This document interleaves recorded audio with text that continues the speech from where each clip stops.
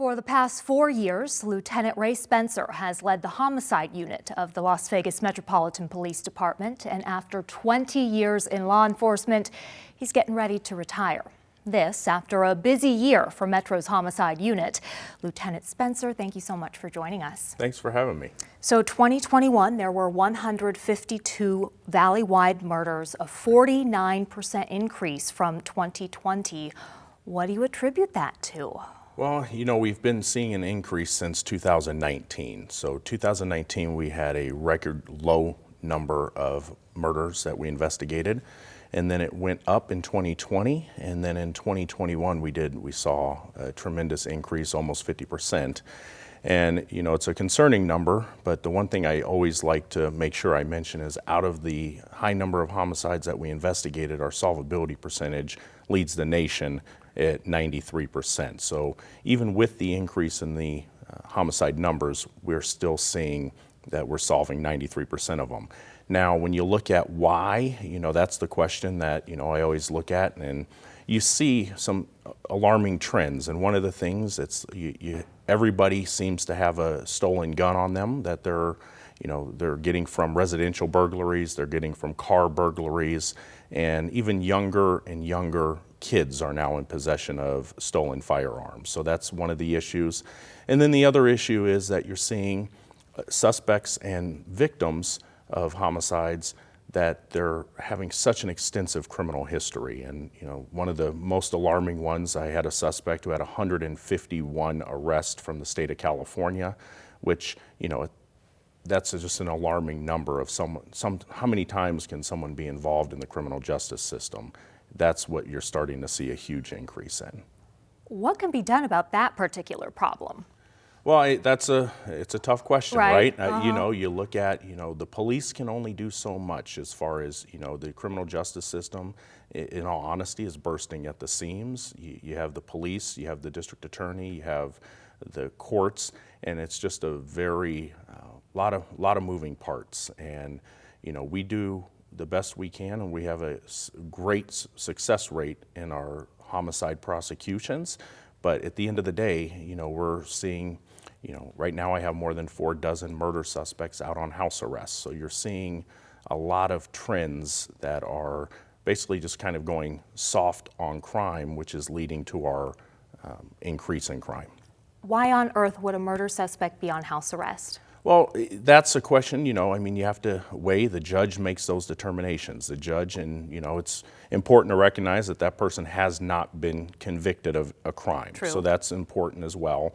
But you're seeing that, when you think that if you have more than 50 murder suspects on house arrest, what other, that's the pinnacle of the criminal justice system when you look at crimes. So if you're looking at other crimes, are those being prosecuted, and are the sentences what they should be? And that's, the million-dollar question. Back to easy access to guns. What has changed to make the access easier? You talked about stolen guns. Are people, I don't understand how that increases. Well, what you're seeing is, like I said, your offenders are becoming younger and younger. Last year we had a 14-year-old who we arrested for 2 separate murders and multiple robberies that occurred on the east side of the valley.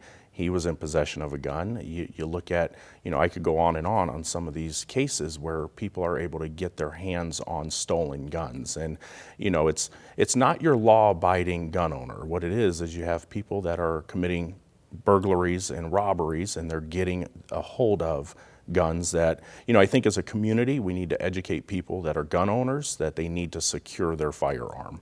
Make sure you know your serial number to your firearm. If you're going to have it in your nightstand, it needs to be locked up. These are things that would help our community and reduce violent crime, because it's going to prevent a lot of people who should not have guns getting in possession of them. In reference to gun laws, following the October 1 mass shooting, largest mass shooting in U.S. history, there were some changes to state law, including banning bump stocks, which allow a weapon to be fired off at such a rapid speed. What else do you think remains to be done in that area?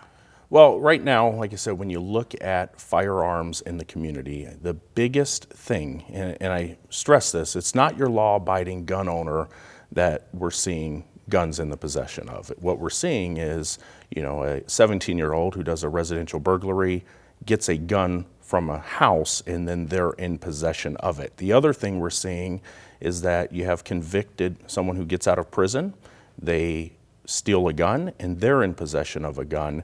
That crime, we need to see an increased level of prosecution, especially at the federal level, because it's always been a crime for an ex-felon to be in possession of a firearm.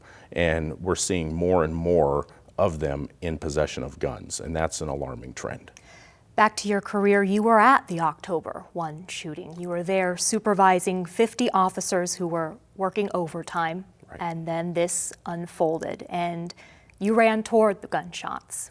Yeah, it was definitely the worst day of my life. I was working overtime that shift and was in the command post and what I originally thought were fireworks, and it was about 30 seconds in after the first break that I looked up at the video wall and Jason Aldean had stopped playing the guitar, and that's when I saw, all the people running. And when we ran out of the command post, running down Las Vegas Boulevard, it's, definitely a scary thought as I say, I'm running against, a fish upstream. You had thousands of people running away, and I'm trying to get through the crowd to, at that time, I thought was somebody at ground level. And, it took me probably about a minute before I realized that we were taking fire from above. How did that change your life? Puts things in perspective. It's the first time that I, truly did not know if I was going to make it home to hug my kids and see my wife. And, you realize that tomorrow's not a guarantee, and it really was a horrific day. And, I'll never forget that, the thing I tell people is when we went after we didn't realize that was the end. We thought it was the break in gunfire. But when we went to the main stage to check on victims, the amount of cell phones that were ringing in people's pockets and, people that will never see their loved ones again, you'll never forget. And, it really is, I have to focus on the positives of that day, and, that it could have been a lot worse for hundreds, if not thousands of more people. But truly, what I love to focus on about that is how Vegas came together on October 2nd. And, I'll never forget that feeling that, to say this was one big community was an understatement. And also how much better prepared, will you tell me, Las Vegas now is, should anything like that happen again? Yeah, obviously, as a police agency, we went back and we looked at things that we can improve on. And, I think you're not going to find a more prepared police agency in the United States than Las Vegas Metro Police. And when it deals with how we take efforts to protect the community, the proactive work that we do and our engagement with the community is second to none. And, you look at some of the lessons that were learned, and we've taken some steps to even make our response even greater than it was that day. And, I couldn't be any more proud than the 50 people that were out there that day with me and the response that we had. You received the Medal of Valor from the Las Vegas Metropolitan Police Department for that. Proudest moment of your career? I've had a lot of great moments in my career. That was, definitely the worst day of my entire life, but you look back on things that you've done in your career, and my time in homicide has definitely been the most proud of my career. There's not many assignments where family members come up and hug you and thank you for bringing justice to the victim and their families. But at the same token, it's a very, very challenging assignment because anytime people see me on television or I'm out on a call, it's never anything good. It's always a horrific scene, and you can only deal with so much, murder in your life, and it definitely weighs on you. Well, what do you think the impact has been on you when you are exposed to these repeated tragedies, especially with children? It was just 2 months ago that you had to go out to a scene where there is a 4-year-old boy dead in a freezer. What's the impact been on you? How do you process all that? It's, I'd be lying if I said it doesn't affect you, right? I've had some horrific cases over the last 4 years. Daniel Thierot at Sunset Park was a horrific case. Obviously, the little boy from a few months ago. Liam Husted last summer on the mountain. You know, the child cases are the worst, especially when you have kids, you know, those type of things. And you just have to focus on the fact that, you know, someone has to do that assignment. If there's no one, you know, to do that assignment, then you would have people that are getting away with such horrific crimes. And, you know, I have some of the greatest detectives that work for me, and they just go out every day trying to make sure that they're trying to make this community better and bring justice to these families. And that's, you know, what gets you through those cases.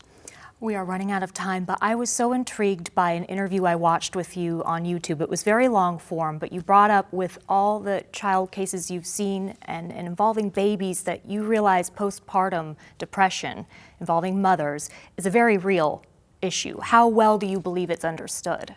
You know, I didn't have that understanding until I took over the homicide section because, you know, I've had so many horrific cases where mothers have killed their children. And, you know, you look back, I mean, I can only look back at raising my own kids and, you know, I have my wife at home and I have the support and, you know, those type of things, but I can't, you know, the stress that these women are under in these cases, there's no way, no one can ever tell me that postpartum depression is not a real thing.